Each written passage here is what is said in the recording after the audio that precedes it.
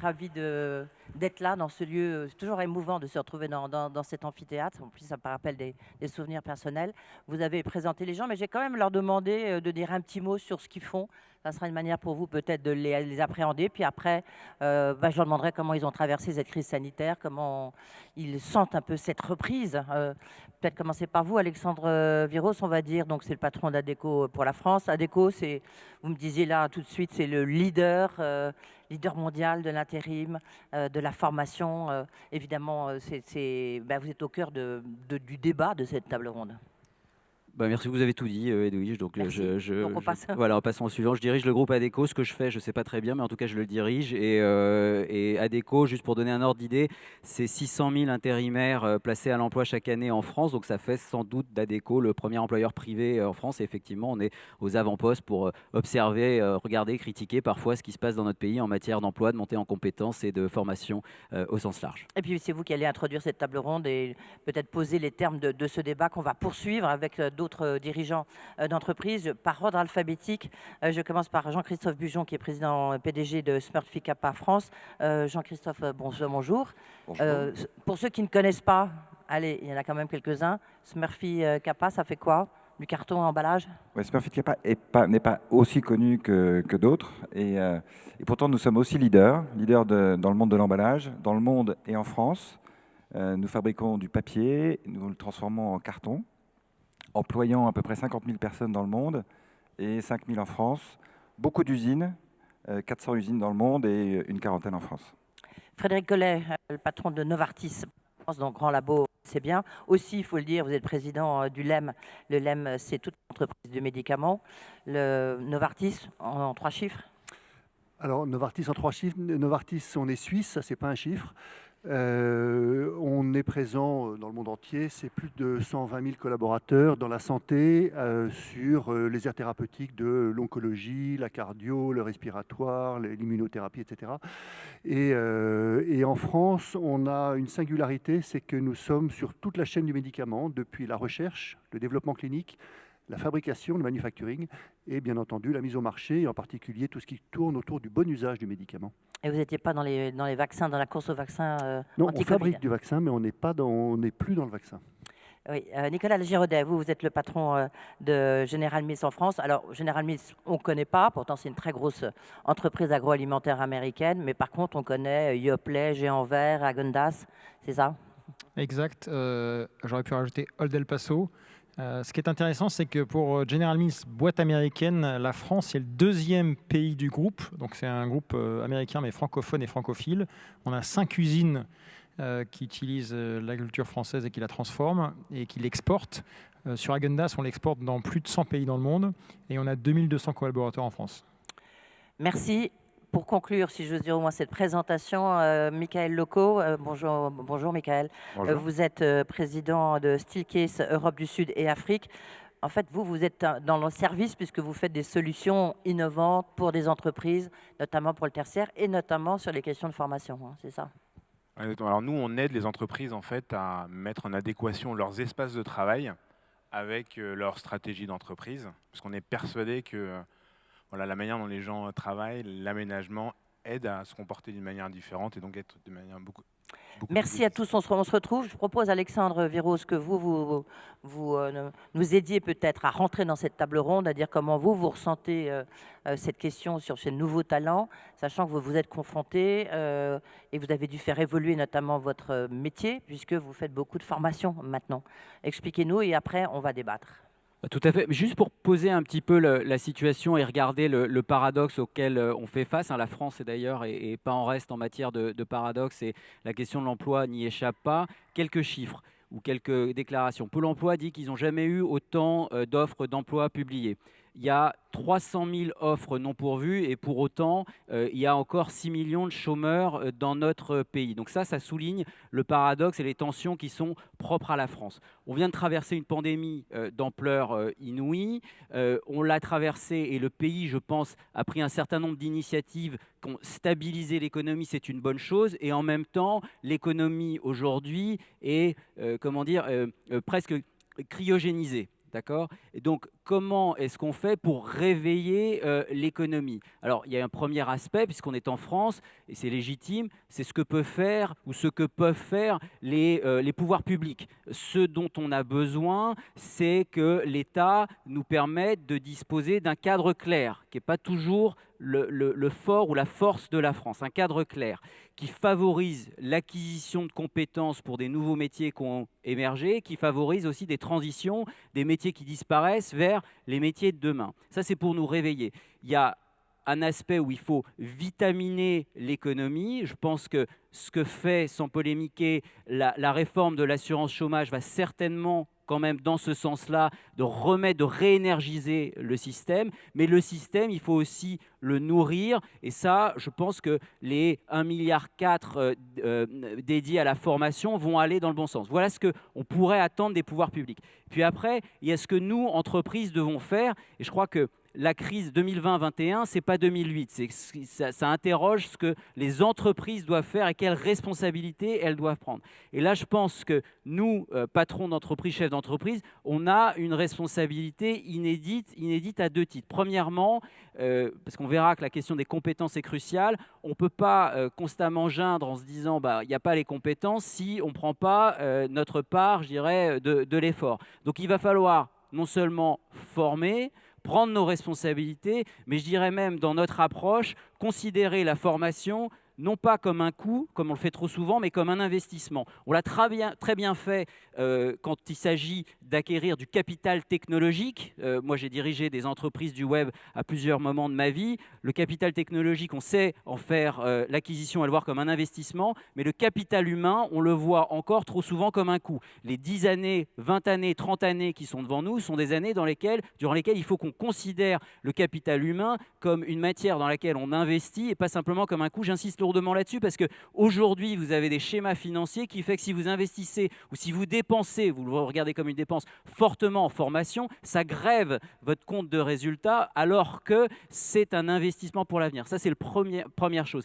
Puis deuxième chose, avec ces modifications du mode de travail, qu'il ne faut pas non plus caricaturer parce que tout le monde n'est pas en télétravail, mais quand même, quand il y a du télétravail, ça impose d'avoir des réflexions fortes et profondes sur ce que c'est qu'une culture d'entreprise, ce que sont nos rythmes managériaux, comment on réécrit le contrat social au sein d'une entreprise où on risque d'avoir des inégalités qui vont se creuser entre ceux qui peuvent télétravailler et qui choisissent le télétravail. Alors on a beaucoup parlé, c'est les gens qui se réinventent avec une maison dans le Perche et qui se disent que la permaculture c'est bien, ils vont travailler à distance. Mais enfin, il y a tous ceux qui le subissent, pour qui c'est une punition, et puis ceux qui n'ont pas le choix. Et ça aussi, ça nous interroge. Je pense qu'aussi ça interroge, et on l'a vu, moi je l'ai vu dans mes propres équipes, un certain nombre d'inégalités qui se creusent, notamment entre les hommes et les femmes, parce que finalement, finalement, ça aggrave, déforme, agrandit les difficultés qu'on voit, qui sont même les inégalités au sein du foyer. Donc vous voyez, au travers de ces nouveaux modes de travail, il y a des questions fondamentales de société, du vivre ensemble, qu'il faut qu'on adresse aujourd'hui. Donc je propose qu'on en débatte ensemble là pour l'heure qui nous reste. Oui, en plus, il y a un chiffre aussi important par rapport, et je me permets de le rajouter, vous avez 1 million de jeunes qui n'ont pas de formation, qui n'ont pas de diplôme et qu'il faut quand même faire revenir dans le travail. Et c'est un peu tout l'enjeu aussi de ce débat. Et puis, il y a la question de la digitalisation, évolution des métiers, parce que les métiers, ils n'auront plus rien à voir avec ceux que nous, on a connus. Enfin, en tous les cas, moi, je peux dire ça comme ça. Oui, alors il y a deux choses. D'abord, donc la crise, elle aggrave des choses qu'on connaît déjà en France, la situation des jeunes par rapport au travail. Donc, si on ne fait pas attention, des choses qui étaient conjoncturelles vont devenir structurelles. Et deuxièmement, la digitalisation, peut-être deux remarques. On dit beaucoup que les métiers de demain n'existent pas aujourd'hui. C'est vrai, mais il y a des métiers d'aujourd'hui qui vont perdurer demain, mais avec des compétences qui n'ont rien à voir. Et donc, ça aussi, c'est important de l'intégrer parce que pour beaucoup des métiers, notamment des cols bleus, qui sont ceux que nous, on connaît très bien chez Adecco, le rapport à la formation tout au long de la vie, il est beaucoup plus compliqué que pour des gens qui ont déjà un diplôme, le diplôme qui va bien, en particulier en France, qui est une société du diplôme. Ouais. Autre chiffre, je trouve intéressant, je sais pas, évidemment, vous avez parlé du sondage qui est fait à l'occasion des États généraux de la France sur l'attractivité de la France. Et une des forces de la France, il y a quand même près de 50% des chefs d'entreprise que vous représentez ici, mais qui disent c'est un des atouts des Français, de la France, d'avoir des gens qui sont formés et qualifiés. J'ai peut-être commencé par vous, Frédéric Collet. Novartis, on a besoin de talents, ça c'est sûr, on a besoin de chercheurs. On dit beaucoup que les chercheurs, il n'y en a pas beaucoup. Peut-être d'abord, première question, comment est-ce que vous avez traversé cette crise sanitaire et comment ça remet en cause un peu vos schémas organisationnels? Alors, je pense que la crise, comme toutes les crises, elle a fonctionné de deux façons. Les crises, elles fonctionnent toujours comme un accélérateur, souvent de force qu'on ignore, et comme un révélateur également de fragilité parfois qu'on connaît.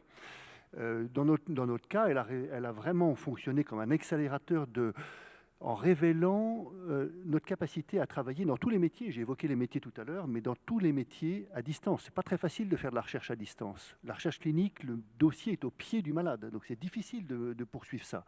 Le manufacturing, c'est pas facile. On a des usines de biotech, des sites de biotech. Comment est-ce qu'on fait pour assurer ça? Et puis bien sûr, sur toute la chaîne aval de mise au marché des traitements, et on a vu qu'on était capable de le faire. La chaîne a tenu. On a été capable de faire tous ces métiers à distance. Et puis également, la crise, elle a fonctionné comme un révélateur de ces fragilités qu'on connaît, notamment sur le fait qu'on est d'abord face à une science qui bouleverse complètement la façon d'appréhender nos métiers. Et qu'aujourd'hui, on ne peut plus manager avec des outils managériaux qui datent, dans le meilleur des cas, du XXe siècle, dans le pire des cas, de la fin du XIXe. Donc, il est absolument temps de changer nos disquettes.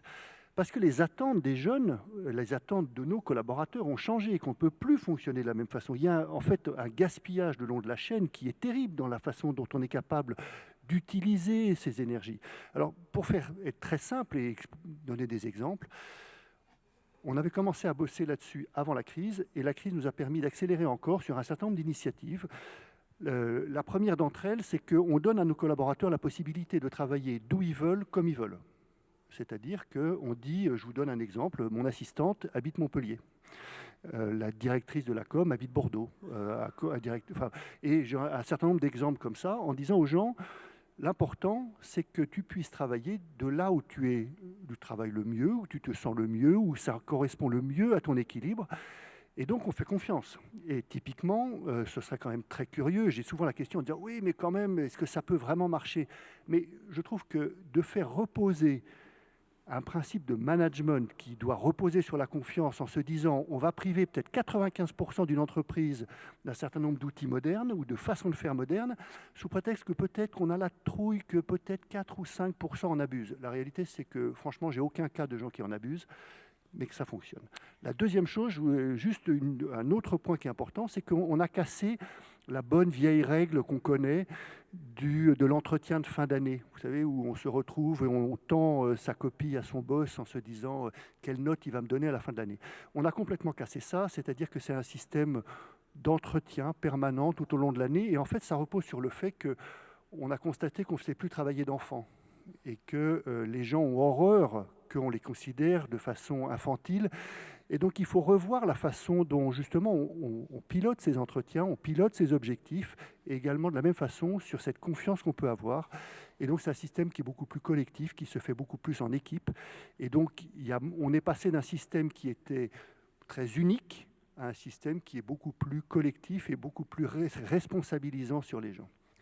Merci, on va revenir évidemment un peu dans les détails, mais comme ça permet de voir comment chacun et chaque entreprise a perçu ces crises et l'évolution. Nicolas Lagiraudet, comment vous avez perçu cette crise? J'ai envie de dire un peu aussi, est-ce que les méthodes américaines, puisque vous êtes une entreprise américaine, est-ce qu'elles s'appliquent ici? Comment est-ce que vous faites évoluer? Est-ce que tout évolue, tous les pays évoluent un peu de la même manière?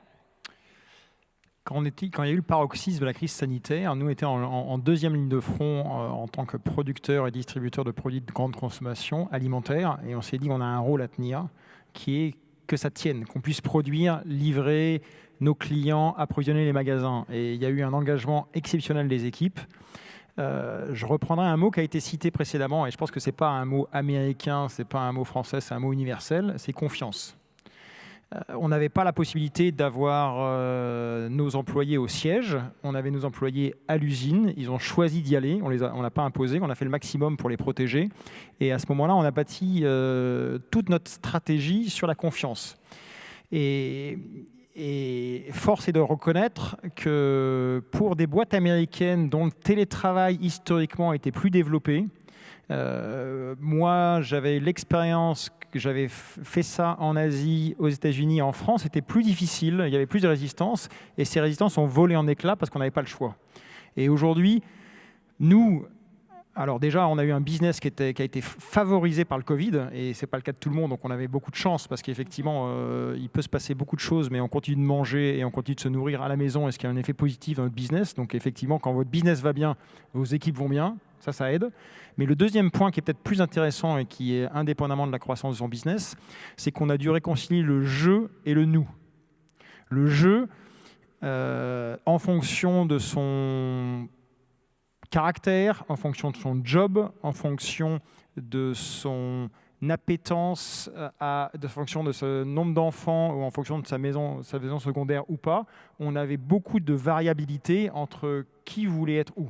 Oui. Et ça, c'était force de le reconnaître. Et la première erreur que nous, en tant que patron et en tant que DRH, on ne devait pas faire, c'est calquer sa propre expérience personnelle sur tout le monde. Et j'ai vu quelques erreurs là-dessus qu'il fallait surtout pas faire. Et après, il y a un nous.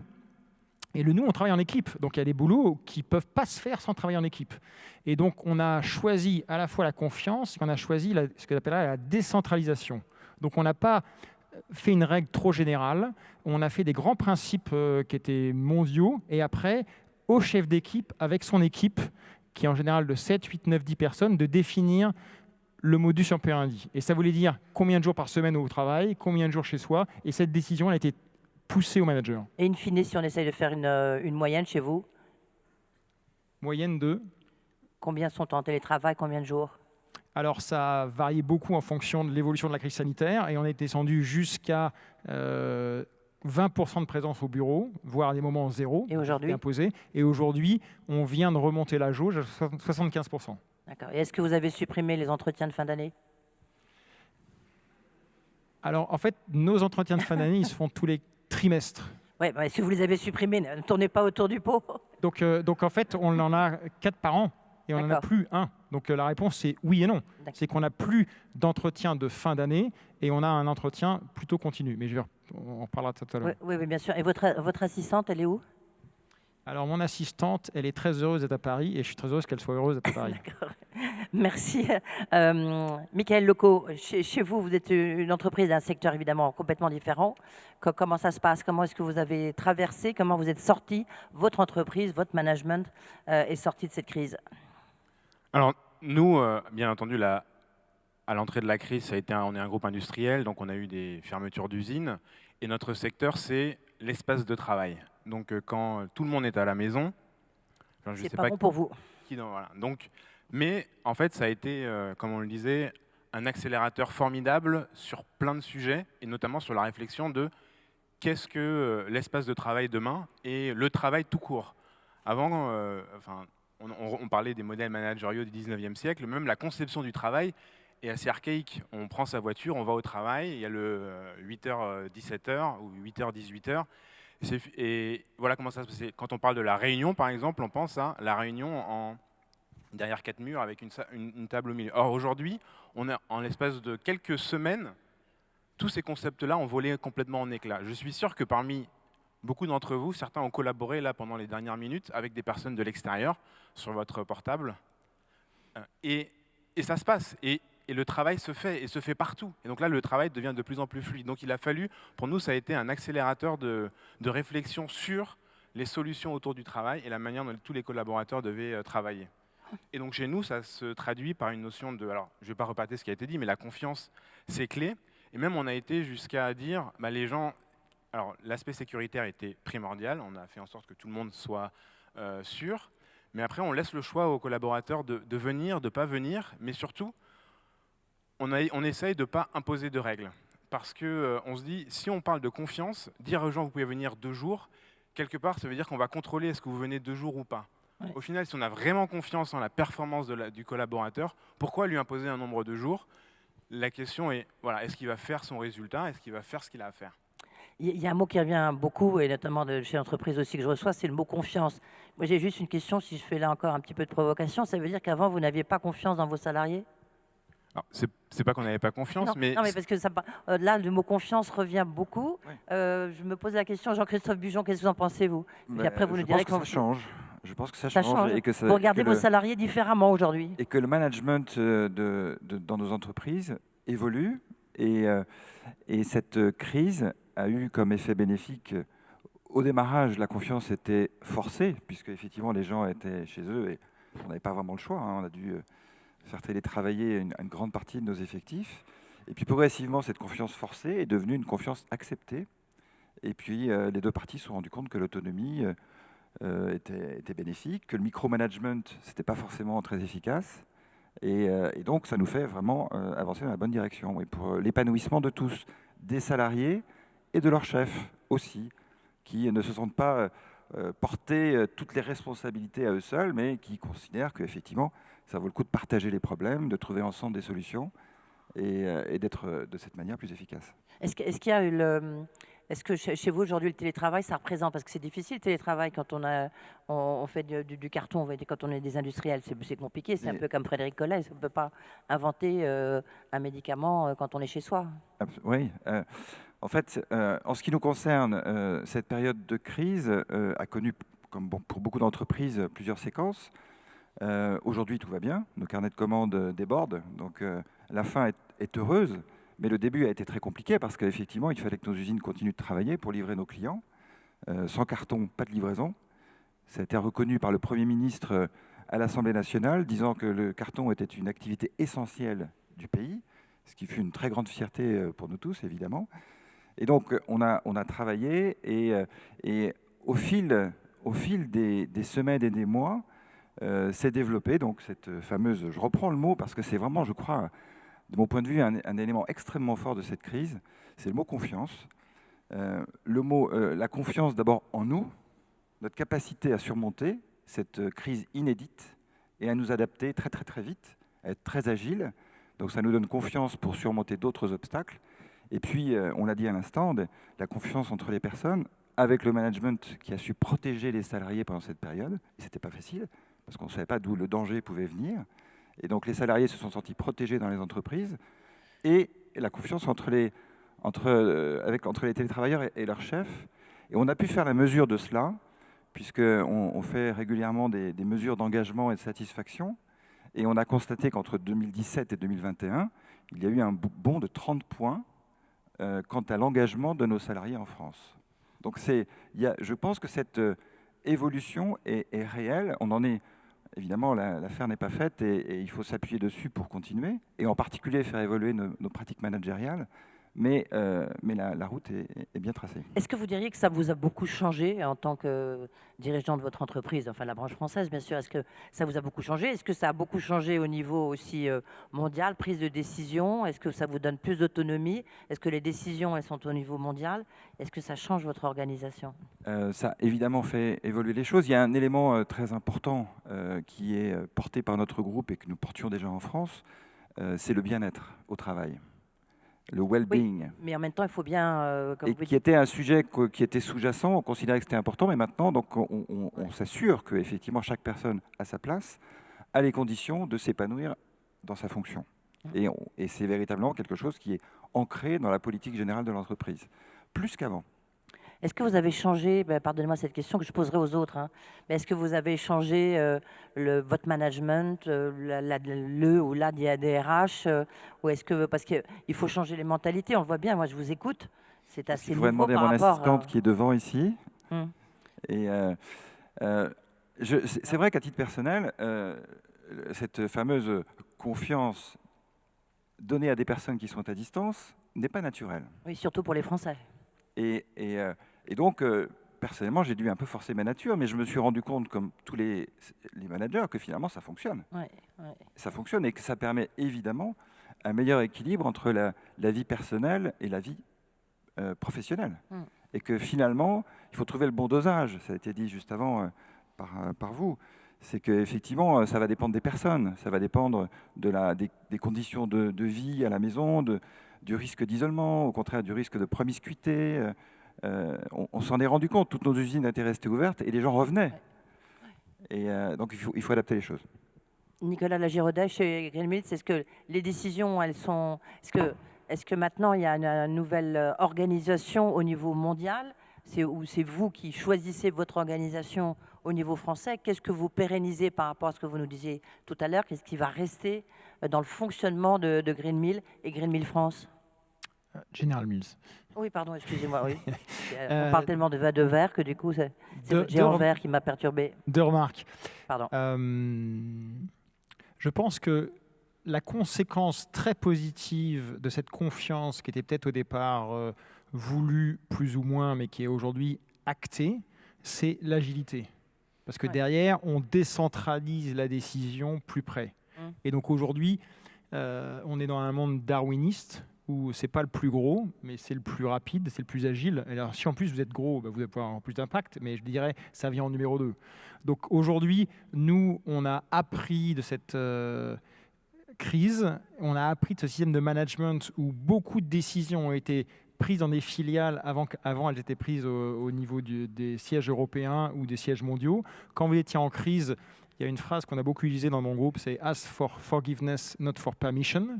Donc, et que moi j'ai fait mienne. Et donc aujourd'hui, on essaye de garder ça avec une organisation beaucoup plus décentralisée. Et ça, je pense que c'est fondamental, et ça, c'est l'agilité. Ça, c'est le point numéro 1. Et après, je pense que ça a mis en lumière deux choses. C'est qu'on parle toujours de performance économique dans l'entreprise, et ça restera.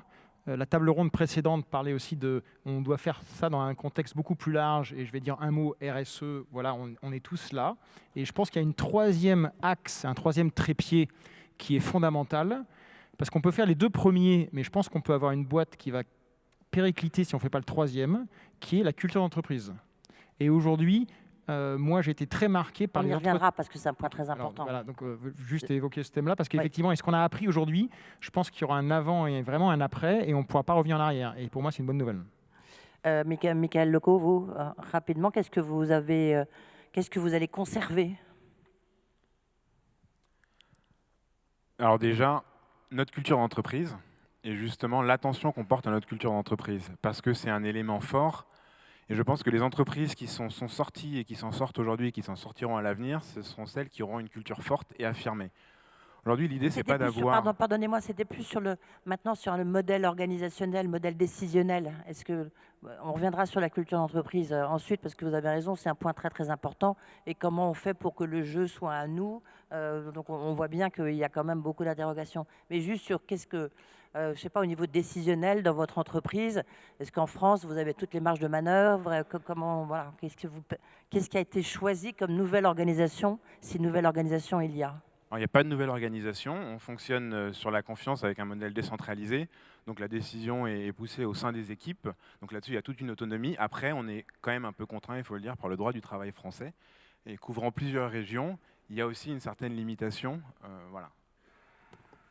Et de votre côté, Frédéric Collet, rapidement, Qu'est-ce que vous gardez? Est-ce que Écoutez, bon, la vous avez meilleure pris cet façon d'y exemple, est-ce qu'il répondre, va c'est qu'on fait une enquête tous les 3 mois. On pose 17 questions aux collaborateurs sur la façon dont ils vivent justement cette transformation. Et 95% d'entre eux sont satisfaits de ce qu'on a mis en place. Après ça, encore une fois, peut-être qu'on va se planter. On est dans un métier dans lequel on vit avec cette notion de prise de risque.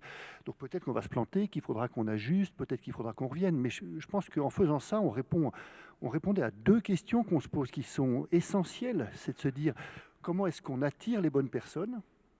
Et après ça, comment est-ce que ces gens-là, on leur donne la possibilité de bien travailler? Je pense qu'il faut faire attention à un point qui est essentiel, c'est que quand on parle de culture, on a l'impression qu'on fait du soft. Alors tout ça, c'est très, très gentle, très smooth, tout ça.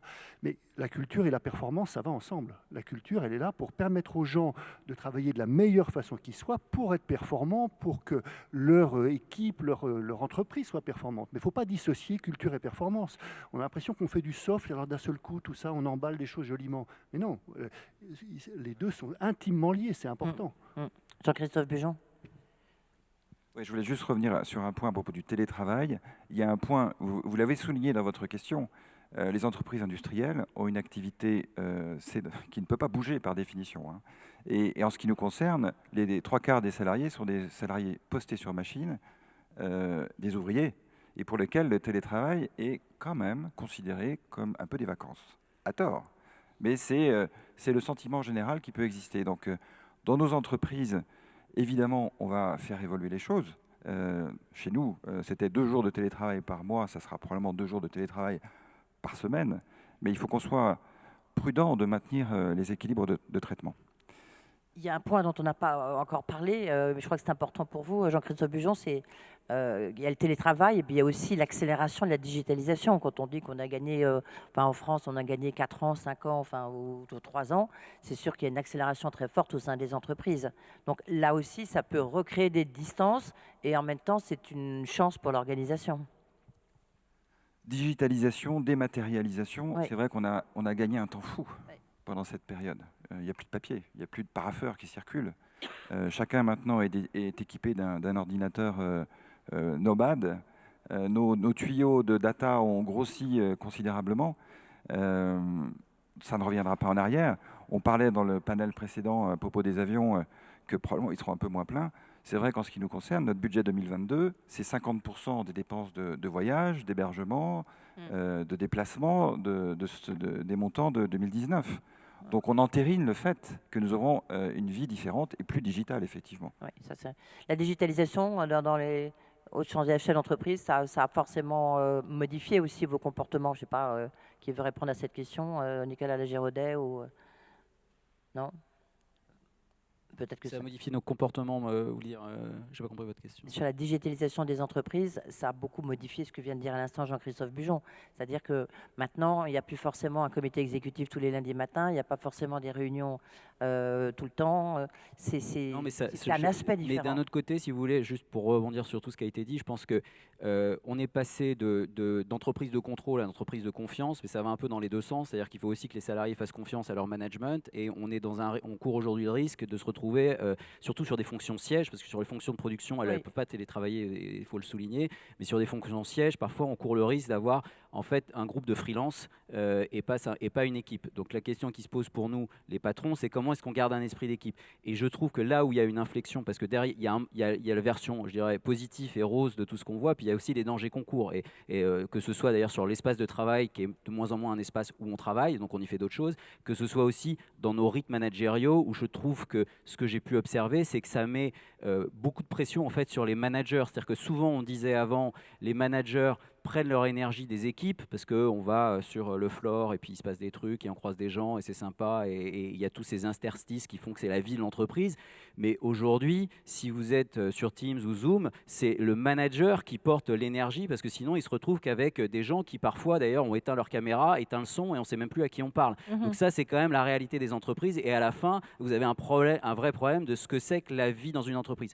Et là aussi, je pense que ça suppose chez nous des changements dans le management. Vous avez demandé est-ce qu'il y a eu des changements dans les équipes. Là aussi, derrière le politiquement correct, chez nous et dans mon entreprise, on a dû à un moment donné accepter de changer certains managers, parce qu'il y avait des managers du monde d'avant qui n'ont rien compris à la crise. Donc il y a eu des managers de crise. Et puis à un moment donné, on s'est rendu compte, moi je me suis rendu compte qu'il y avait des managers qui étaient shootés à la crise. Et donc quand il fallait revenir au monde normal, ils étaient en descente, mais ça finissait jamais. Donc du coup, il fallait prendre des gens qui arrivent à passer au monde de demain, un monde hybride, un monde plus compliqué, un monde un peu plus plat, un monde moins vertical. Et là aussi, on doit changer les profils. Donc là, on est juste au début. Mais si on se projette en 2030, si on a la conversation dans 2030 ou en 2040, ouais. vous verrez que ce serait complètement différent. Et le bon manager n'aura rien à voir avec celui qui était un bon manager en 2010. Oui, c'était un peu le sens de ma question précédente aussi, c'est de dire en quoi ça vous a changé et en quoi ça va changer la fonction de management au sein d'une entreprise. Vous l'avez abordé, je voulais juste, peut-être pour clôturer cette première partie, parler de la culture d'entreprise. Effectivement, c'est très important. Le télétravail, ça ne favorise pas forcément la culture d'entreprise. Il faut de la convivialité. Comment fait-on pour la créer? Comment fait-on pour que le je et le nous puissent cohabiter ensemble? Je ne sais pas qui répond. Nicolas Lagiraudet. C'est un vrai sujet et sur lequel on est toujours en train d'apprendre. Mon observation, c'est que c'est plus que jamais l'heure du manager qui est vraiment au centre de tout. Tout le monde dans chacun de nos boîtes font des études d'engagement, de feedback, et on voit que au sein de la même boîte, au sein des mêmes structures, au sein des mêmes règles, il y a des variabilités très fortes d'une équipe à l'autre, et elles s'expliquent par un seul truc, c'est la qualité du manager. Donc il faut à la fois être très exigeant via le manager, et tout à l'heure je reprends le pot qui a été dit en disant c'est pas culture d'entreprise, c'est pas une soft skills, c'est ce que j'appellerais chez moi une human skills. Et donc là, c'est l'attente numéro 1 du manager d'être un bon manager. Et en même temps, cette attente très forte, elle doit être accompagnée par beaucoup de formation, beaucoup d'aide, beaucoup d'écoute envers le même manager.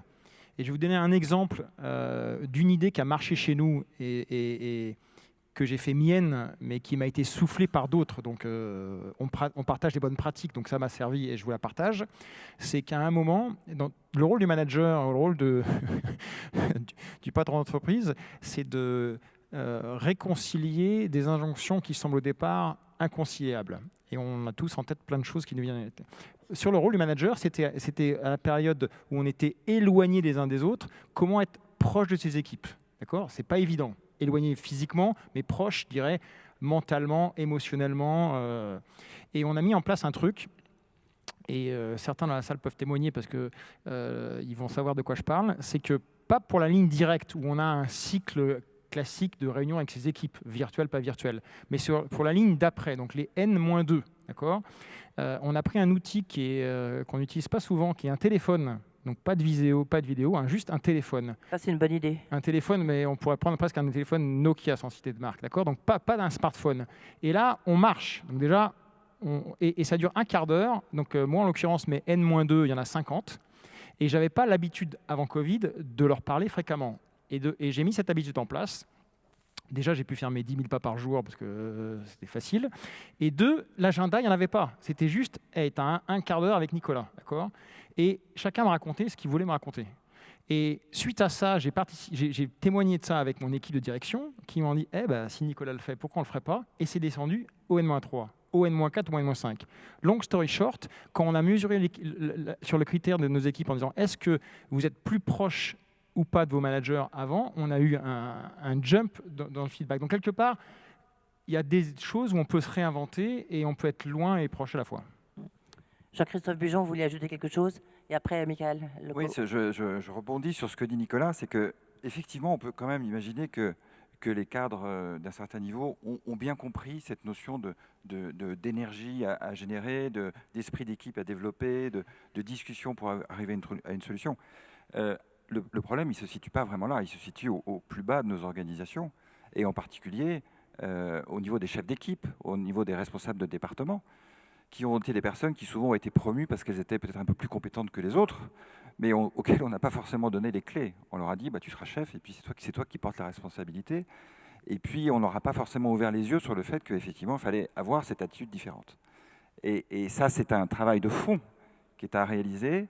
Nous avons chez nous de nombreux programmes qui vont dans cette direction pour ouvrir les yeux à ces chefs d'équipe. J'ai de nombreuses histoires de personnes pour lesquelles la vie a changé depuis qu'ils ont découvert que finalement leur responsabilité devait s'exercer d'une manière différente. On leur donne aussi des outils numériques pour qu'ils puissent engager des conversations avec leurs salariés d'une manière organisée, structurée. C'est vrai en particulier pour nos chefs d'équipe en usine qui font des tournées. Ils vont voir une machine après l'autre. Et à chaque fois, il y a des rituels de conversation à avoir avec les opérateurs pour pouvoir engager des conversations qui sont constructives. Et ça change vraiment les choses. Oui. Ça bouge. Michael Lecaud. Oui, donc ce que je voulais dire, moi, de mon côté, c'est la culture, ça ne se décrète pas. Voilà, donc dans une entreprise, on ne dit pas on va avoir une culture d'une telle ou telle manière. Et ce qui est important, c'est l'expérience de la culture, parce que et l'expérience de la confiance, par exemple, qu'on y, on ne décrète pas la confiance non plus, il faut que les personnes en aient l'expérience. Donc ça s'est traduit très bien par tout ce qui a été dit jusqu'à présent. Et pour les moments justement de convivialité, sur comment créer du lien, ce que vous demandiez, je pense que le lieu de travail est un lieu qui va devoir symboliser cette culture-là. C'est parce que être chez soi, il y a des études qui ont montré, nos études montrent que 3 jours de télétravail, il y avait un fort décrochage par rapport à l'engagement de l'entreprise versus, par exemple, que 2 jours par semaine. Alors, est-ce que ça va rester longtemps? Mais il faut réfléchir à ces sujets-là. Il y a un risque d'isolement? Un risque d'isolement, notamment, en effet. Mais l'important, c'est aussi, et on a mentionné le rôle du leader, du manager, des chefs d'équipe. C'est vraiment un changement fondamental. Il va falloir réapprendre à travailler parce que le travail change. Pendant la crise, ce qu'on a vu, c'est qu'on a fait de la gestion. C'était du Teams après Teams ou du Zoom après Zoom. C'était de la gestion de la performance au quotidien, l'un après l'autre. Ce qu'il faut remettre aussi, c'est du coaching. C'est ce genre de choses qu'on ne peut pas forcément faire qu'en virtuel ou si on n'a que des calls les uns après les autres. Donc il faut retrouver aussi cette notion de coaching auprès des équipes. Oui. Frédéric Collet? Non, juste un point, je pense qu'on est juste après la bataille. Et donc, tout juste, vous avez raison. Il faut faire attention de ne pas aller trop vite et chercher à tirer des conclusions en disant alors maintenant on est plus intelligent, on sait ça va se passer comme ça. Je pense qu'il faut être modeste, il faut bien regarder, bien écouter, accepter de se planter. Et typiquement aujourd'hui, quand on interroge les gens, chez nous, 60% d'entre eux disent qu'ils veulent revenir 1 à 2 jours par semaine. 1% d'entre eux disent qu'ils veulent revenir 5 jours par semaine. Et la réalité, elle va se retrouver entre ça. Alors c'est super d'ailleurs parce qu'on a un nouveau site magnifique, tout neuf, qu'on a ouvert il y a 3 ans. Et on a beaucoup d'espace du coup. Et on se demande un peu comment tout ça, comment tout ça va vivre. Pourtant, on avait été assez audacieux dans la façon de le dessiner, mais on se rend compte que 3 ans après, on ne pouvait pas imaginer ce qui allait se passer, mais c'est peut-être déjà dépassé. Et je pense qu'il faut faire attention de ne pas chercher à tirer des conclusions trop rapides sur ce qu'on vient de vivre, parce que c'est encore un peu chaud. Oui, Alexandre Giraud, vous voulez ajouter quelque chose? Même si c'est vous qui faites la conclusion, je vous signale. Oui, je sais, mais je trouvais ça intéressant je plus sois, là, effectivement, comme on dit. Donc, on est sonné par la bataille. Non, c'est ce qui a été dit sur le lieu de travail que je trouve quand même important, parce que les conclusions qu'on peut tirer de la période qu'on vient de vivre, c'est qu'il y a un certain nombre de choses qui seront quand même plus jamais comme avant. Et la question du lieu de travail qui va bien au-delà de simplement le bien vivre, mais simplement comment est-ce que les gens se connaissent au travers d'une entreprise alors qu'ils peuvent avoir un arrière-fond idéologique, familial très très différent, c'est fondamental. Et ce qui est curieux, je pense à ça, parce que quand je suis revenu au travail après l'un des nombreux confinements, j'ai été estomaqué à un moment parce que je voyais que certaines personnes retournaient au travail, on n'avait pas de rite et se mettaient sur Teams. Alors je me suis dit, là, c'est complètement absurde parce que en fait, on demande aux gens s'ils veulent bien revenir au travail et puis ils se retrouvent à être en téléconférence sur Teams, donc c'est complètement absurde. Et là où nous, on doit faire face à quelque chose, nous, on a rendu 1 étage et demi sur les 4 qu'on a à la Défense parce qu'on voit déjà que les gens ne reviennent plus. Et ensuite, on doit s'interroger sur la fonction de ce lieu de travail. Et le lieu de travail n'est plus un lieu où on travaille comme avant, d'accord? Et c'est un lieu où, comme on disait, on doit établir une culture. Donc c'est un peu évanescent comme concept, mais il faut lui rendre un caractère tangible. Il faut qu'on fasse du coaching et il faut qu'on ait des séances de créativité, parce qu'on a vu qu'on avait beaucoup perdu en créativité. Alors même avec le droit du travail, on peut être créatif, croyez-moi. Et donc même en termes de créativité, on perdait. Et donc le lieu de travail doit pouvoir incarner tout ça. Juste une petite question pour clore ça. Après, on regardera comment, si vous allez embaucher des gens, quelle est leur formation, comment faire pour que les talents restent en France. C'est un point très important. Est-ce que vous diriez sincèrement, j'ai envie de dire, on est presque entre nous, mais est-ce que vous avez été déstabilisé? Est-ce que vous êtes encore déstabilisé parce que vous avez traversé? Mais je pense qu'il faudrait être bien arrogant pour dire qu'on n'a pas été déstabilisé quand même. On a Ouais, non, pris mais je cher- pose la on a- question. On a pris cher quand même. Donc ça. Ouais. La vie est douce, la vie est douce maintenant, On hein, s'est fait quand même bien comparativement secouer. Ouais, on s'est fait quand même à l'année bien secouer. dernière. Donc c'est important que, justement, c'est important que on se pose. On sait que le temps psychologique c'est quand même un temps. Donc il faut Ouais. qu'on regarde ça, on apprenne et on n'aille pas trop vite. Mais- Jean-Christophe Bujon. Oui, non, c'est ça, c'est que la vie est très facile aujourd'hui comparativement à ce qu'elle était il y a 1 an et demi. Ouais. Pendant le premier confinement, c'était la guerre, quoi, hein. Et pour nous tous, pour pouvoir continuer de produire, pour rassurer nos salariés, pour maintenir le fonctionnement de nos entreprises. Donc, Nicolas, on a été. Nicolas Lagiraudet, vous avez été déstabilisé. Vous êtes encore déstabilisé aujourd'hui?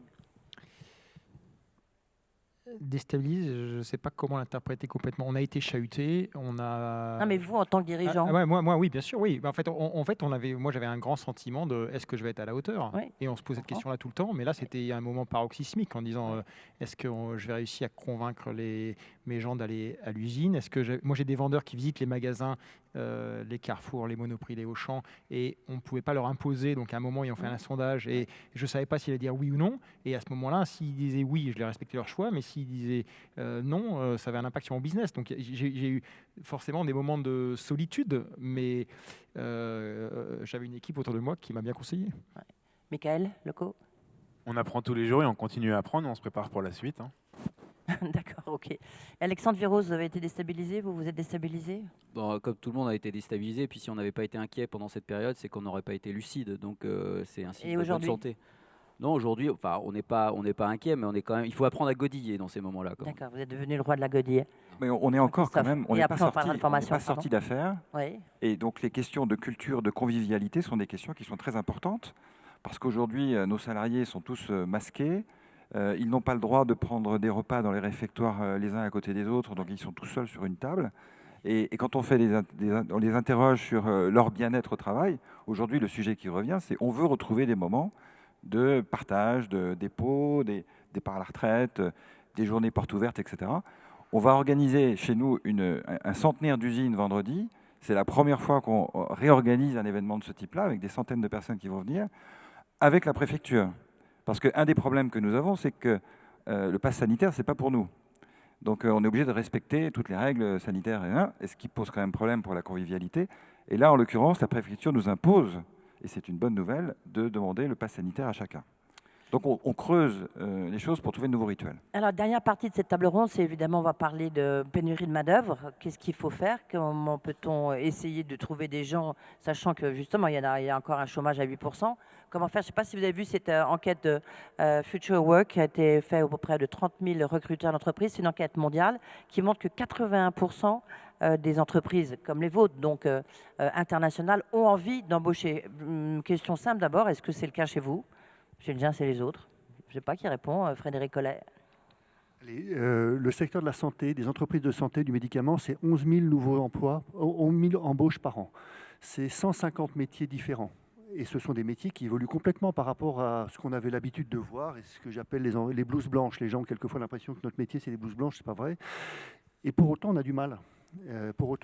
Notamment pour une raison simple, c'est que les gens nous connaissent peu ou mal. Ils ont effectivement l'impression que c'est un métier de scientifique. Or, on a parlé du digital, mais tous ces métiers-là sont en train d'évoluer. Et donc, je pense qu'on a un gros travail à faire pour être explicite sur ces métiers, mieux les expliquer, mieux les mettre en avant. Et puis, c'est intéressant, on a fait une enquête il y a 10 jours pour les entreprises du médicament qui montrait que les jeunes ont 2 attentes particulières. Alors, la première, elle est vraiment liée on a beaucoup parlé de la vie au travail, mais globalement de la vie au travail. La façon dont ils sont intégrés dans une équipe, la vie de l'équipe, ce côté très social. C'est vraiment un sujet qui est remonté très fort pendant la crise. Et puis le deuxième, c'est le sens et les valeurs. L'adéquation au sens et aux valeurs est très important, plus que le salaire, plus que le métier lui-même. C'est très intéressant. Et donc je pense que dans la façon dont on parle de nos métiers, il faut avoir ces 2 éléments en tête. Moi, je parle pour ce que je connais, hein, pour les entreprises du médicament. C'est vraiment avoir en tête cette notion d'être plus explicite sur ce que sont nos métiers, leur diversité et comment est-ce que justement on sait s'adapter aux attentes de ces jeunes sur ces 2 sujets. Est-ce que vous diriez, rapidement, là on est dans magnifique amphi de la Sorbonne. La Sorbonne, c'est la quintessence de la formation en France, mais est-ce que justement il y a un décalage entre la formation est ce que vous attendez comme futur employé?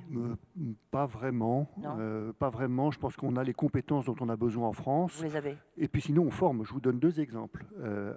Sur un site, par exemple, de thérapie génique et cellulaire, le technicien qu'on embauche sera en formation pendant 6 mois.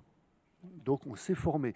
On embauche 8000 collaborateurs comment dire, en accompagnement, et les 8000 parents qu'on embauche trouvent un emploi à la sortie. Donc on s'est très bien formé et développé les compétences là où on en a besoin. Michael Loco, de votre point de vue, est-ce que vous allez embaucher?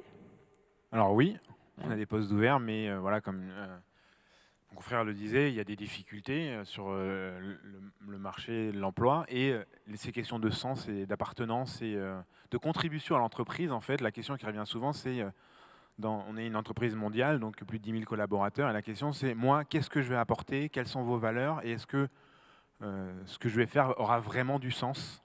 Donc c'est les questions qu'on voit des personnes, alors pas que les jeunes d'ailleurs, de toute génération. C'est vraiment un sujet. Alexandre Véros, vous voulez dire un mot? Après, je passerai la parole à... Oui, sur la qualité de la formation, Jean-Christophe moi, Bujon, sans être trop spécifique, je ne suis pas complètement d'accord. Moi, je pense qu'on a quand même un problème de formation en France. Il y a un sujet, il y a beaucoup d'efforts d'abord qui ont été faits au niveau de l'apprentissage, c'est une bonne chose. Il y en a eu 500 000 en 2020, mais si on compare à des pays comme la Suisse ou l'Allemagne, il y a un élève sur 2 qui passe par l'apprentissage. Ça veut dire qu'il y a une connexion qui se fait très tôt entre la formation et le monde de l'entreprise. Et en tout cas, pour créer de la dynamique sur le marché de l'emploi, c'est très positif.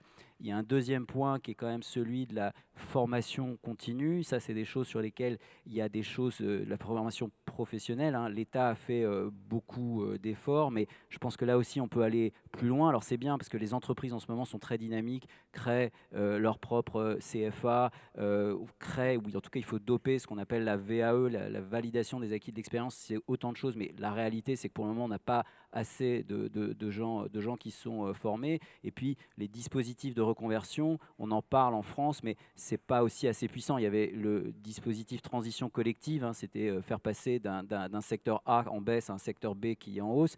Bon, la réalité, c'est que pour le moment, ça n'a créé que 70 emplois. L'intention était louable, mais ça s'est un peu heurté je dirais, au millefeuille administratif français qui fait que le système s'embolise. Et je pense que tout ça mis ensemble fait qu'on a quand même un sujet d'ajustement global entre l'offre et la demande, et la formation fait partie des gros facteurs. On est dans la Sorbonne, donc c'est un fait social total, là, comme dirait Mauss, mais la réalité, c'est que c'est quand même assez compliqué. Je pense que là-dessus, il faut qu'on aille un peu plus loin. Il y a aussi la question du recrutement quand même. Il faut que si on continue de recruter des gens en voulant qu'ils aient fait le métier hier, qu'on veut qu'ils fassent demain, c'est sûr qu'on n'y arrivera pas. Et je pense que nous-mêmes, recruteurs, il faut qu'on accepte de recruter autrement, parfois même sans CV, en se bousculant soi-même et en révélant, moi je travaille beaucoup avec des cols bleus, en révélant aux cols bleus et en leur faisant savoir qu'ils savent faire autre chose que ce qu'ils pensent déjà savoir faire. Quoi. Si vous voyez ce que je veux dire dans cette phrase un peu compliquée, mais simplement dire qu'ils peuvent passer d'un secteur A à un secteur B, et nous, on peut les emmener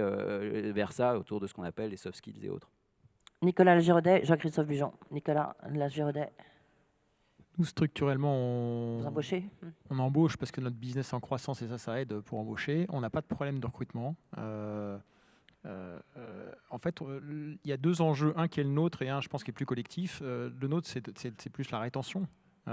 Et moi, j'ai fait quelque chose qui était assez... Vous voulez dire quoi par la rétention, pardon? de garder nos talents dans la durée, et parce qu'on voit que les attentes, notamment de nos plus jeunes employés qui nous rejoignent, ça a été dit précédemment, c'est pas uniquement sur le job, ça c'est important, pas uniquement sur le package et la rémunération, ça c'est important, mais le sens et la congruence entre ce que l'entreprise dit et ce que l'entreprise fait.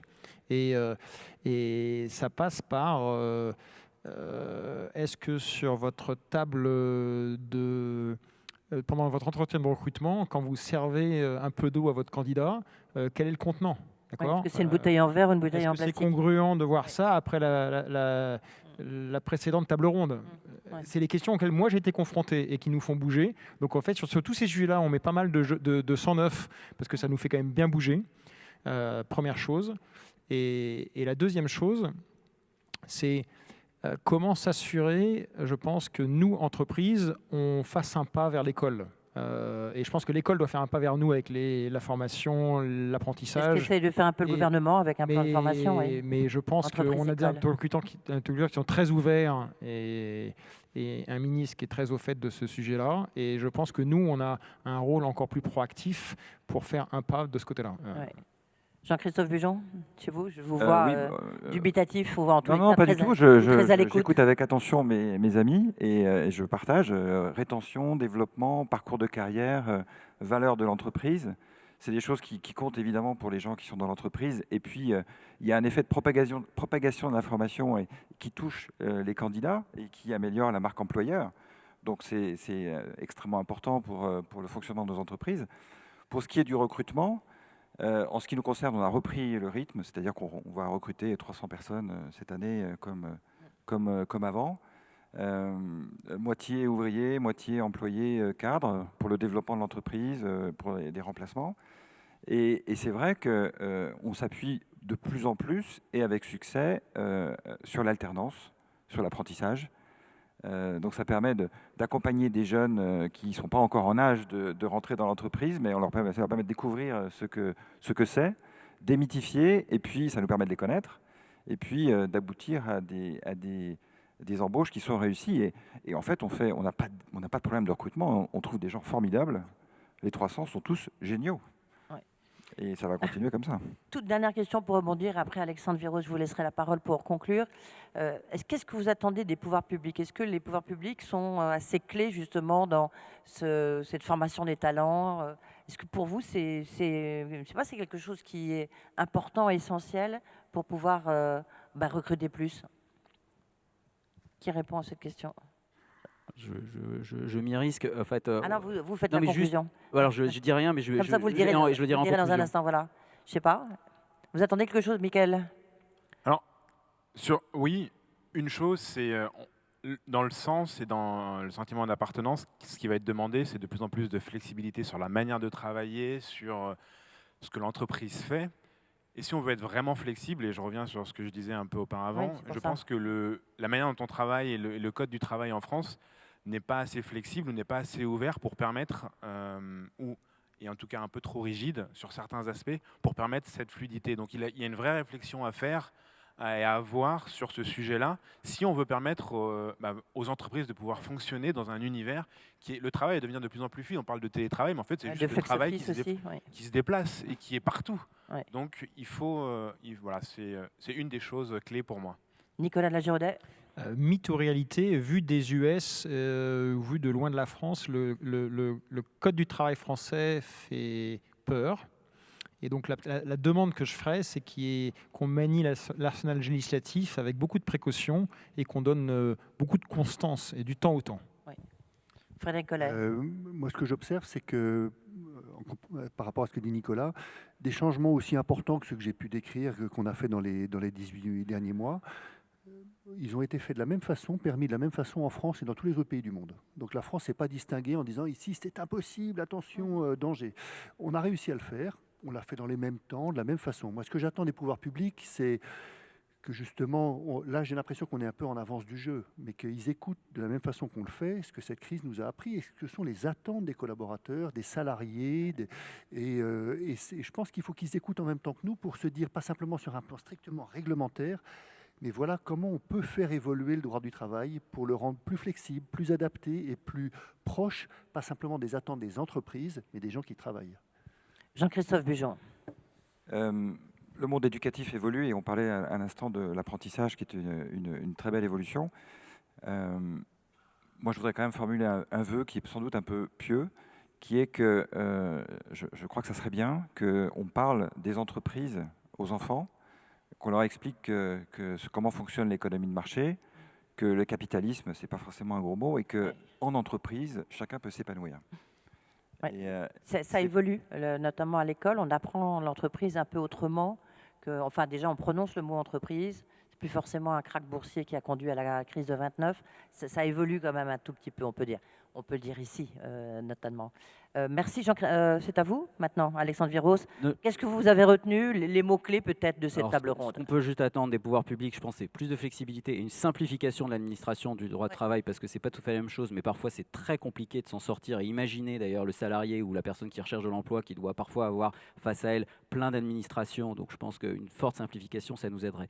Moi, ce que je retiens et de ce qui a été dit, c'est d'abord, je pense qu'il faut aborder la période avec confiance, mais beaucoup d'humilité. On ne sait pas ce qui va arriver demain et on sait que c'est pas ce qui s'est passé hier. Donc ça, je pense que c'est le premier point. Et on a des outils managériaux hérités effectivement du 19e siècle qui ne sont pas adaptés à ceux du 21e siècle. Et ça, il faut qu'on se repense ça. Deuxièmement, je crois, le lieu de travail qui n'est plus qu'un lieu simplement où l'on travaille, qui doit être un lieu de création de culture collective qui ne se décrète pas. Et là aussi, c'est une piste qui est ouverte devant nous. Le troisième point, je crois, c'est ce sujet, ce défi de la culture d'entreprise où, moi j'avais dit un peu, le risque, c'est que là où ça télétravaille, on risque de se retrouver avec un groupe de freelance, avec chacun son agenda personnel, mais plus une culture d'entreprise. Et donc là aussi, c'est un défi fort. Et puis quatrième point qui nous est, je crois, tous cher, c'est on va être des entreprises, bon, le mot est un peu à la mode, mais de plus en plus apprenantes, c'est-à-dire on va apprendre de la situation, mais aussi on apprend à nos salariés, puis on apprend de nos salariés, tout ça en passant, je pense, d'une société du contrôle à une société de la confiance. Donc voilà à peu près, moi, ce que je retiens de notre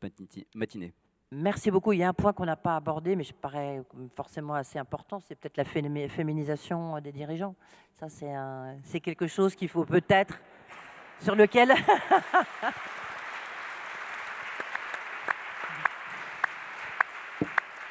C'est l'objet d'une prochaine table ronde. Merci beaucoup, messieurs. En tous les cas, c'était très intéressant. Merci à tous.